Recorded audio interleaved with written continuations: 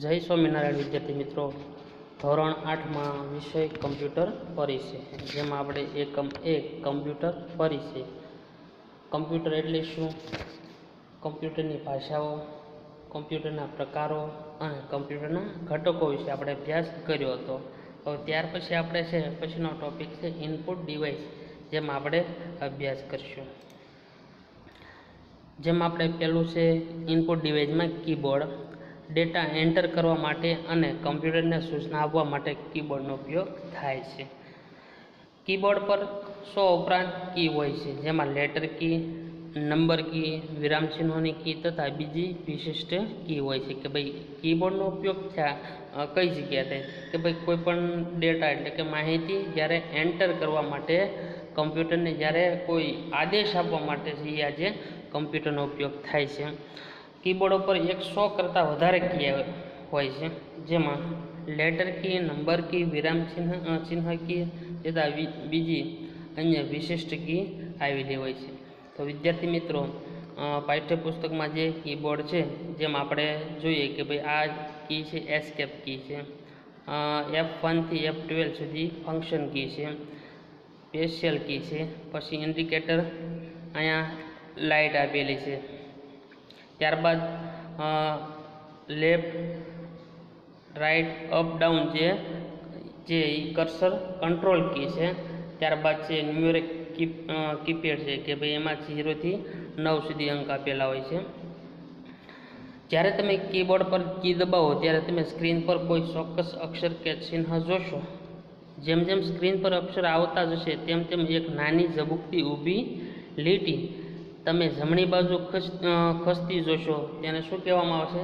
Cursor. એટલે કે ભાઈ જ્યારે તમે કીબોર્ડ પર કી કોઈ દબાવો છો ત્યારે સ્ક્રીન પર કોઈ ચોક્કસ અક્ષર કે કોઈ ચિહ્ન જોવા મળશે। જેમાં સ્ક્રીન પર અક્ષર જ્યારે આવતા જશે તેમ તેમ તેમ એક નાની ઝબૂકતી કે ઊભી લીટી જમણી બાજુ ખસતી જોશો તેને શું કહેવામાં આવે છે? એટલે કે કર્સર। તે સ્ક્રીન પર તમે ક્યાં છો એ તમને બતાવે છે। ત્યારબાદ છે ઇનપુટ ડિવાઇસમાં માઉસ વિશે આપણે અભ્યાસ કરીએ તો માઉસ એ 2 કે 3 બટન ધરાવતું નાનકડું સાધન છે। ડાબા માઉસ બટનનો ઉપયોગ વારંવાર થાય છે। માઉસને માઉસ પેડ પર રાખવામાં અને સરકાવવામાં આવે છે કે ભાઈ માઉસ તમે જોઈ શકો કે ભાઈ અહીંયા એક કેબલ છે સીપીયુ સાથે કનેક્ટ કરવાનો હોય છે। એની અંદર ડાબી બાજુ અને જમણી બાજુ 2 બટન હોય છે। સૌથી વધારે જે બટનનો ઉપયોગ થાય છે એટલે કે ભાઈ ડાબી બાજુનું બટન જે વારંવાર જેનો ઉપયોગ કરવામાં આવતો હોય છે। અને બીજું માઉસને જે માઉસ પેડ ઉપર રાખવામાં આવે છે જેથી કરીને છે એ મૂવમેન્ટ છે સારી રીતે થઈ શકે છે। ત્યારબાદ આગળ જોઈએ, જ્યારે તમે માઉસ પેડ પર માઉસ સરકાવશો ત્યારે તમે સ્ક્રીન પર એક એરો ખસતો જોશો।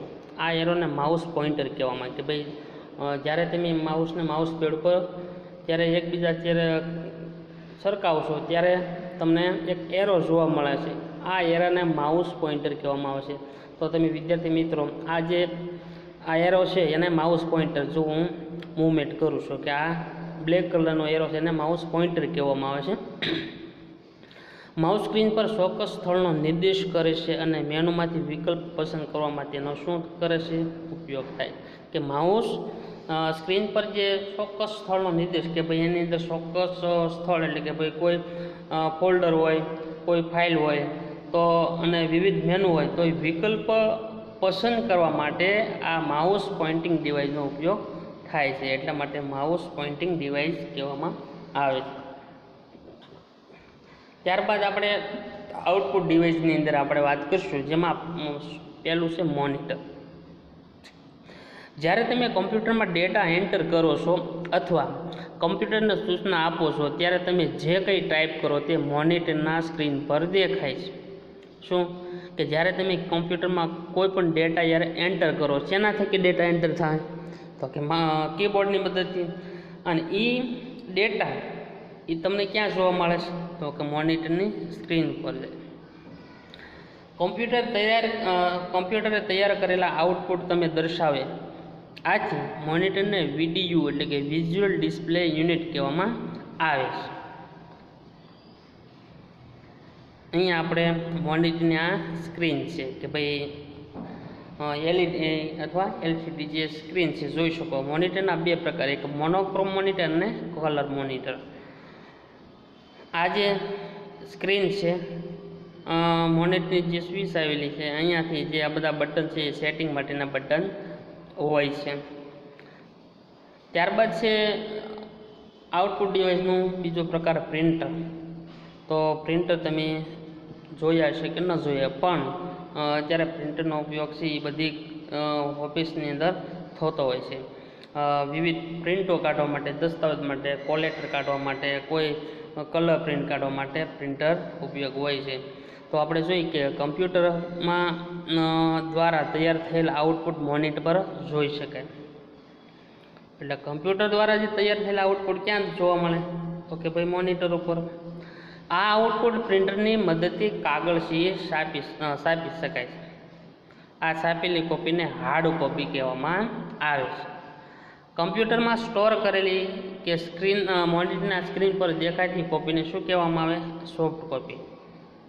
એટલે કે ભાઈ આઉટપુટ પ્રિન્ટરની મદદથી છે કાગળ છે છાપી શકાય, અને આ છાપેલી કોપીને હાર્ડ કોપી કહેવાય. અને કમ્પ્યુટરમાં સ્ટોર એટલે કે સેવ કરેલી જે માહિતી જે સ્ક્રીન પર દેખાય જેને સોફ્ટ કોપી કહેવાય. પ્રિન્ટરના 3 પ્રકાર અહીંયા આપણે જોઈશું. પહેલું છે dot matrix printer, inkjet printer અને લેસર પ્રિન્ટર.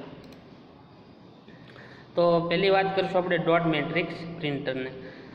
શબ્દો કે ચિત્રો છાપવા માટે ડોટ મેટ્રિક્સ પ્રિન્ટરમાં 100 જેવી પિન્સનો સમૂહ હોય છે. શબ્દો કે ચિત્રો ડોટ્સ ટપકાના સ્વરૂપમાં દેખાય છે. મોટાભાગના ડોટ મેટ્રિક્સ પ્રિન્ટરથી બ્લેક એન્ડ વ્હાઇટ છાપે છે. કે ભાઈ ડોટ મેટ્રિક્સ પ્રિન્ટર છે મોટાભાગના છે પ્રિન્ટર બ્લેક એન્ડ વ્હાઇટમાં છાપતા હોય છે. ત્યારબાદ ઇન્કજેટ પ્રિન્ટરની અંદર ઇન્કજેટ પ્રિન્ટરના હેડ પર અસંખ્ય છિદ્રો હોય છે.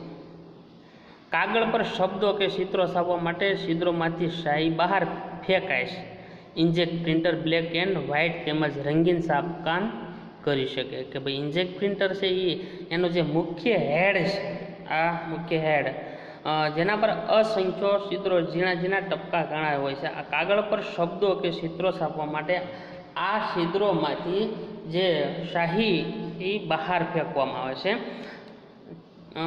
ઇન્કજેટ પ્રિન્ટર છે એ મોટાભાગે બ્લેક એન્ડ વ્હાઇટ તેમજ રંગીન છાપકામ પણ કરી શકે છે.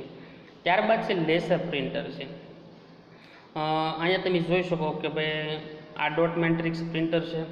તો કે ભાઈ ડોટ મેટ્રિક્સ પ્રિન્ટર છે લગભગ પોસ્ટ ઓફિસ છે, મેડિકલ છે, રેલવે સ્ટેશનની અંદર રેલવે ટિકિટ બુક કરાવો ત્યાં પણ ડોટ મેટ્રિક્સ પ્રિન્ટર છે જોવા મળે છે. અને ઇન્કજેટ પ્રિન્ટર છે. અને ત્યારબાદ છે laser printer. Laser printer laser કિરણોની મદદથી શબ્દો કે ચિત્રો છાપે છે. સારી ગુણવત્તાવાળા છાપકામ માટે તેનો ઉપયોગ થાય છે. લેસર પ્રિન્ટર આખું જ પેજ એક સાથે છાપે છે. તમે જો આ ડોટ મેટ્રિક્સ પ્રિન્ટર અને ઇન્કજેટ પ્રિન્ટર કરતા છે એ લેસર પ્રિન્ટર છે એ આખું પેજ એક સાથે છે એ છાપે છે. અને ડોટ મેટ્રિક્સ પ્રિન્ટર અને ઇન્કજેટ પ્રિન્ટર કરતા છે એની ગતિ અને ઝડપ છે એ સારી હોય છે. ત્યારબાદ પ્રોસેસિંગ યુનિટ એટલે કે સીપીયુ એટલે સેન્ટ્રલ પ્રોસેસિંગ યુનિટ, જેમનું સીપીયુનું પૂરું નામ છે. અને બીજા ઇલેક્ટ્રોનિક્સ ઘટકો ધરાવે છે જેની મદદથી સીપીયુ પ્રોગ્રામ પ્રમાણે પ્રોસેસિંગ કરી અને આઉટપુટ તૈયાર કરે છે. આપણે જોઈએ કે ભાઈ સીપીયુ છે એ સેન્ટ્રલ પ્રોસેસિંગ છે જેની અંદર છે ઘણા બધા જે પાર્ટ્સ રહેલા છે કે ભાઈ દાખલા તરીકે રેમ છે, હાર્ડ ડિસ્ક છે, વિવિધ પાર્ટ્સ છે, મધરબોર્ડ છે, એમ આ સીપીયુ બોક્સની અંદર રહેલા છે કે જે ઇલેક્ટ્રોનિક ઘટકો ધરાવે જેની મદદથી સીપીયુ પ્રોગ્રામ પ્રમાણથી પ્રોસેસ કરી અને આપણને આઉટપુટ તૈયાર કરે છે. કે ભાઈ અહીંયા આ જે સીપીયુ છે પણ એ આડું બોક્સ રહેલું છે અને આ ઊભું બોક્સ. કમ્પ્યુટરનું સીપીયુ જે સિલિકોન બનેલી એક નાની ચિપ્સ હોય કે ભાઈ સીપીયુની અંદર એક નાની સિલિકોનની બનેલી નાની ચિપ્સ છે તે માઇક્રો પ્રોસેસર તરીકે પણ જાણીતી છે. કમ્પ્યુટરની બધી જ ઇલેક્ટ્રોનિક સર્કિટ એક આ નાની ચિપ પર બેસાડેલી હોય કે ભાઈ સીપીયુની અંદર છે એ સિલિકોનની બનેલી એક નાની ચિપ્સ છે જેને માઇક્રો પ્રોસેસર તરીકે જાણીતી છે. અને કમ્પ્યુટરની બધી જ ઇલેક્ટ્રોનિક જે સર્કિટ છે આ નાની ચિપ પરથી બેસાડવામાં આવે છે. સીપીયુ છે એ કમ્પ્યુટરનું મગજ પણ કહેવામાં આવે છે કે તે કમ્પ્યુટરના સમગ્ર કાર્યનું શું કરે છે, નિયંત્રણ કરે છે. પ્રોગ્રામની મદદથી ઇનપુટ પર પ્રોસેસ કરીને શું કરે છે, આઉટપુટ આપે છે. આઉટપુટ કઈ રીતે આપે છે કે ભાઈ જેમ તમે જે કીબોર્ડની મદદથી જે કોઈ લખાણ, કોઈ ચિત્ર તમે દોરો છો અને જે ક્યાં દેખાય તો કે મોનિટરની સ્ક્રીન પર, પણ એનું પ્રોસેસનું કામ કોણ કરે છે તો કે સીપીયુ. ઇનપુટ ડિવાઇસ પાસેથી ડેટા અને સૂચનાઓ મળ્યા શું કરવાનું છે, કેવી રીતે કરવાનું છે, કયા યુનિટમાં કામ થશે તેનો નિર્ણય છે સીપીયુ કરી લે છે અને તે પ્રમાણે સીપીયુ જે તે યુનિટને સંદેશા અથવા સંકેતો મોકલે છે. ડેટા પ્રોસેસ થયા પછી સીપીયુ માહિતી તૈયાર કરે છે અને આ માહિતી છે આઉટપુટ યુનિટ મારફતે છે દર્શાવવામાં આવે. આઉટપુટ મારફતે એટલે કે ભાઈ મોનિટરમાં છે તમે જોવા મળે છે. હવે ત્યારબાદ છે સીપીયુના મુખ્ય 3 ઘટકો, જેમાં પહેલું છે સીયુ એટલે કંટ્રોલ યુનિટ, બીજું ALU arithmetic and logic unit અને મેમરી. તો જેમાં આપણે સીપીયુના 3 ઘટકોમાં પહેલું છે સીયુ વિશે આપણે માહિતી જોઈએ. કંટ્રોલ યુનિટ ડેટાની ગતિવિધિ અથવા પ્રોસેસિંગનું નિયંત્રણ અને સંચાલન કરે છે. તે ઇનપુટ મેળવે, ઇનપુટ ALUને મોકલે અને ALU પાસેથી પરિણામ મેળવે છે. મેમરીમાં સંગ્રહાયેલા ડેટાનું નિયંત્રણ પણ કોણ કરે છે તો કે કંટ્રોલ યુનિટ કરે છે. ફરીથી કંટ્રોલ યુનિટ છે એ ડેટાની જે ગતિવિધિ છે અને પ્રોસેસિંગનું નિયંત્રણ અને શું કરે છે, સંચાલનનું કામ કરે છે અને તે ઇનપુટને મેળવે છે અને ઇનપુટ છે એ ALUને મોકલે અને ALU પાસેથી પરિણામ મેળવે. ત્યારબાદ મેમરીમાં જે સંગ્રહ કે ડેટાનું નિયંત્રણ પણ છે કોણ કરે છે, કંટ્રોલ યુનિટ કરે છે. ત્યાર પછી છે ALU એટલે એરિથમેટિક એન્ડ લોજિક યુનિટમાં ગણિત અને તર્કને લગતા બધા જ કામ છે ALU દ્વારા થાય છે.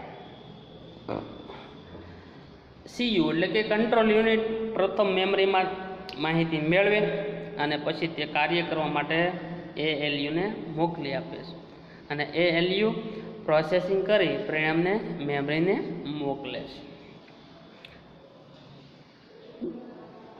ત્યારબાદ છે મેમરી.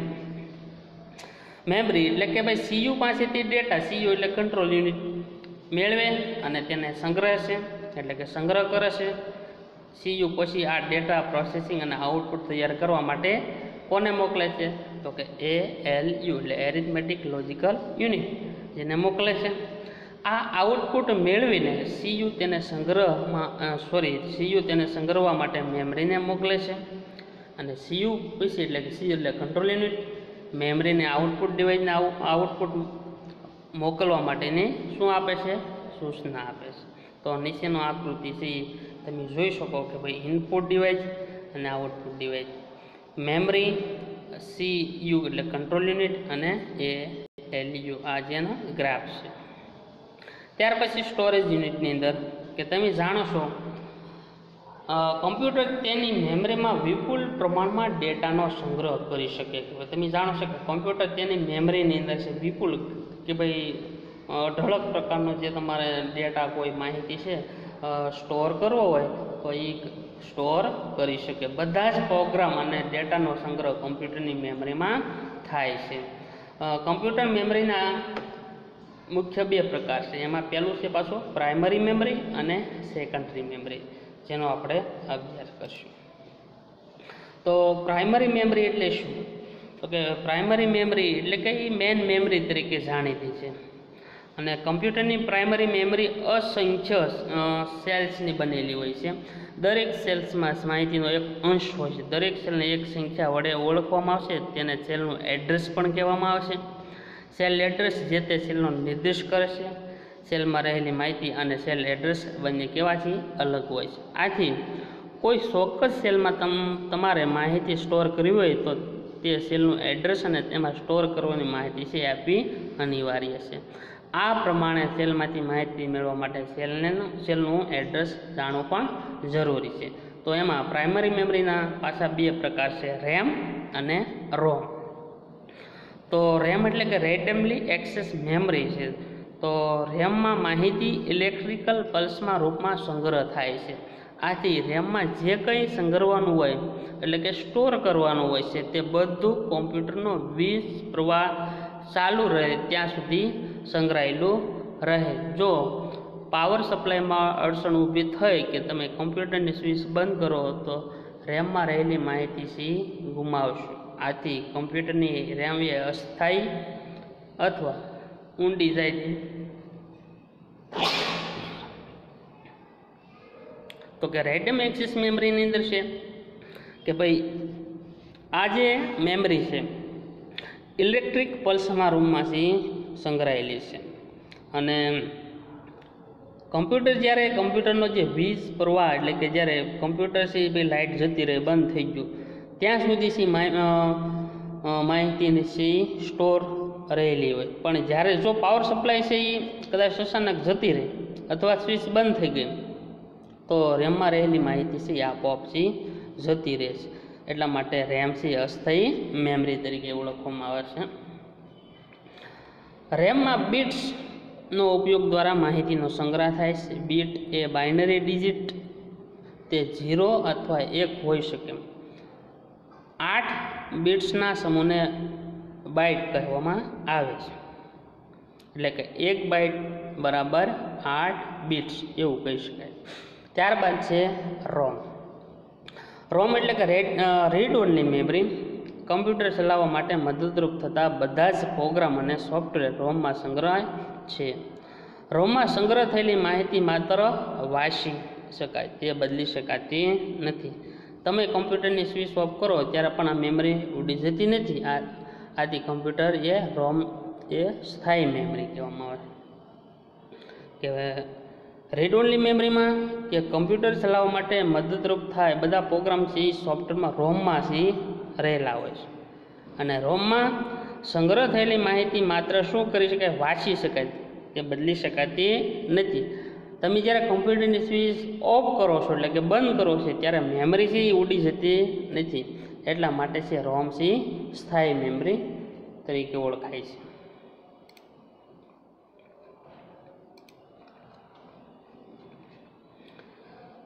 ત્યારબાદ છે સેકન્ડરી મેમરી.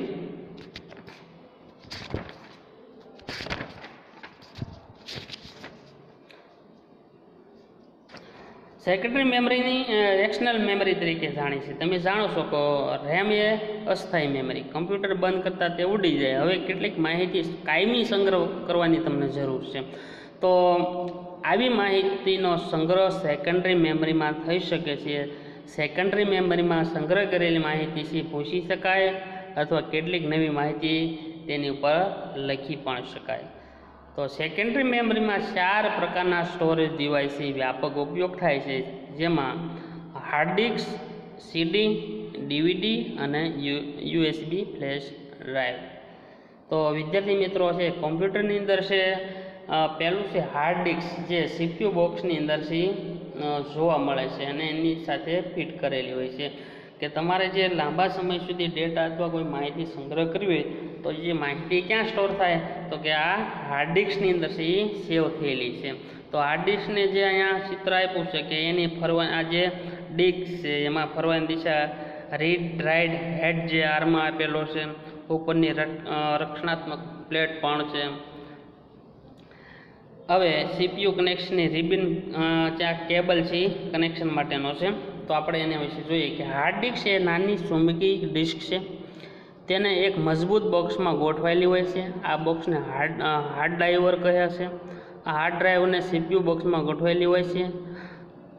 કમ્પ્યુટર સૂચના મુજબ હાર્ડ ડિસ્ક પરનું લખાણ વાંચી શકે અને તેના પર લખી પણ શકે કે ભાઈ હાર્ડ ડિસ્ક એ ઉપરનું સૂચના મુજબ હાર્ડ ડિસ્ક એ લખાણ વાંચી શકે અને લખી પણ શકે. હાર્ડ ડિસ્ક તેના ચુંબકીય ક્ષેત્રમાં બધી જ માહિતીનો સંગ્રહ કરે છે. આથી વીજ પ્રવાહ બંધ થાય કે કમ્પ્યુટર બંધ કરીએ તો પણ હાર્ડ ડિસ્કમાં સંગ્રહ કરેલી માહિતી ભૂંસાતી નથી. આથી હાર્ડ ડિસ્કને સ્થાયી સ્ટોરેજ ડિવાઇસ કહે છે. તે બહાર કાઢી શકાતી નથી. હાર્ડ ડિસ્ક ફ્લોપી ડિસ્ક કરતાં વધારે ઝડપી અને તેના સંગ્રહ ક્ષમતા પણ ખૂબ વધારે હોય છે. ત્યારબાદ છે સીડી એટલે કે કોમ્પેક્ટ ડિસ્ક.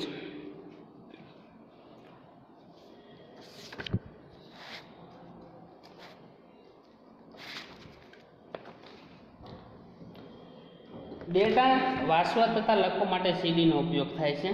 સીડી પર ડેટા લખવા વાંચવા માટે કોમ્પ્યુટરમાં વિશેષ સીડી ડ્રાઈવ છે એ બેસાડેલું હોય છે. ત્યારબાદ સીડી 3 પ્રકારની હોય છે. એક તો સીડી રોમ એટલે કે કોમ્પેક્ટ ડિસ્ક રીડ ઓનલી. તમે માત્ર ડેટા વાંચી શકો અથવા સામગ્રી, સંગીત, ગીતો વગેરે સાંભળી શકો. આવી સીડીમાં લખેલા ડેટા તમે કોઈ ફેરફાર કરી શકાતા નથી. કે ભાઈ સીડી રોમની અંદર છે તમે માત્ર ડેટા જે વાંચી શકો અથવા સામગ્રી એટલે કે ભાઈ સંગીત, ગીત વગેરે સાંભળી શકો.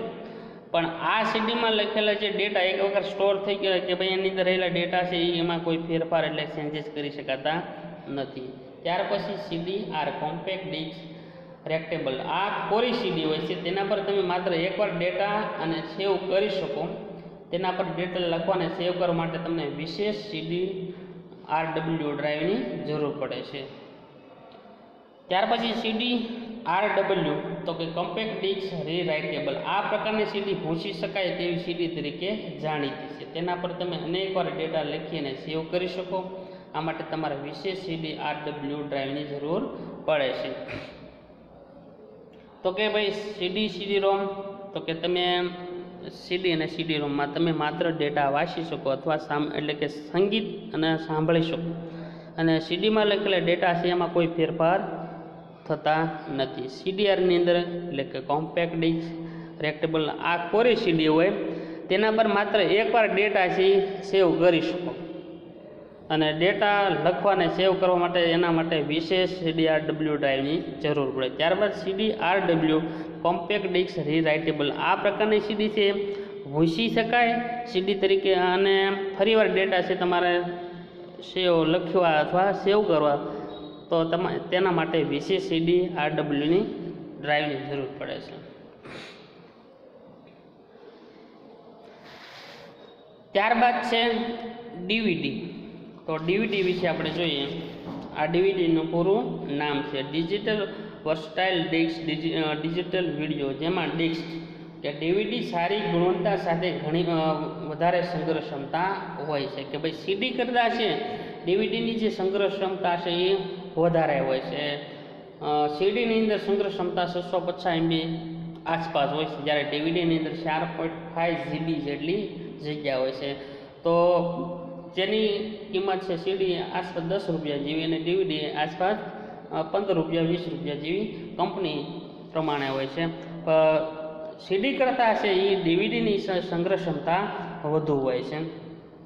DVD અને CD દેખવામાં સરખા હોય, પરંતુ DVDમાં CD કરતાં વધારે ડેટાનો સંગ્રહ કરી શકાય. DVDનો ડેટા જોવા માટે તમને DVD ડ્રાઈવની જરૂર પડે. કે ભાઈ DVD જ્યારે તમારા કમ્પ્યુટરમાં કોઈ લખાણ, કોઈ દસ્તાવેજ છે, કોઈ ફોટા, ઇમેજ, સંગીત, કોઈ મૂવી જોવું છે તો તમારે DVD છે એ તમારા કમ્પ્યુટરની અંદર છે DVD ડ્રાઈવર જરૂર પડે છે. તો CDની જેમ DVDના 3 પ્રકાર છે, જોઈએ આપણે. DVD એટલે રોમ. આ DVDનો ડેટા તમે ફક્ત જોઈ શકો, તેમાં ડેટામાં તમે કોઈ ફેરફાર કરી શકાતા નથી. ત્યારબાદ DVD તે કોરી DVD છે. વિશેષ DVD રાઇટર ડ્રાઈવની મદદથી તમે આ DVDમાં ડેટાનો સંગ્રહ કરી શકો છો. ત્યારબાદ DVD RW. આ DVD CD RW જેવી છે વિશેષ કે ડ્રાઈવનો ઉપયોગ તમે તેમાં અનેકવાર ડેટા લખી અને ભૂંસી શકો. એટલે DVD રીરાઇટર એટલે કે ભાઈ એની અંદર ડેટા લખી શકો અને ભૂંસી પણ શકો. USB ફ્લેશ ડ્રાઈવની અંદર જોઈએ આપણે. આજે USB ફ્લેશ ડ્રાઈવ ખૂબ પ્રચલિત સ્ટોરેજ ડિવાઇસ છે. USB ફ્લેશ ડ્રાઈવ પણ CD અને DVDની જેમ બહાર કાઢી શકાય. એટલે કે ભાઈ USB એટલે શું? એટલે કે ભાઈ પેન ડ્રાઈવ છે એ અથવા મેમરી કાર્ડ છે એ USB ફ્લેશ ડ્રાઈવ કહી શકાય. યુએસબી ફ્લેશ ડ્રાઈવ પણ સીડી અને ડીવીડીની જેમ બહાર કાઢી શકાય તેમજ અનેકવાર ડેટા છે એ સંગ્રહ કરી શકાય. યુએસબી ફ્લેશ ડ્રાઈવ સીડી ડીવીડી કરતાં ઘણું નાનું હોવા છતાં તે ઘણું વધારે ઝડપી છે. કે ભાઈ સીડી અને ડીવીડી કરતાં છે જેનો એકમસી નાનો છે પણ તે અનેકવાર ડેટા છે સંગ્રહ કરી શકાય છે અને ઝડપી હોય છે. સીડી અને ડીવીડી કરતાં વધારે ડેટાનો સંગ્રહ કરી શકે. તેનું વજન છે આશરે 30 ગ્રામ કરતાં પણ ઓછું હોય છે અને સંગ્રહ ક્ષમતા છે એ 250 ગીગાબાઇટ જીબી જેટલી હોય છે. કે ભાઈ 265 જીબી જેટલી હોય છે. તો વિદ્યાર્થી મિત્રો આપણે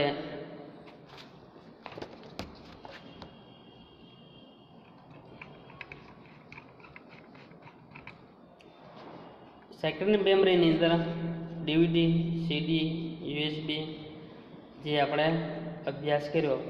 હવે ત્યાર પછીનો જે ટૉપિક છે કમ્પ્યુટરના ફાયદા, જે આપણે પછીના પીરિયડમાં આપણે અભ્યાસ કરશું. જય સ્વામિનારાયણ.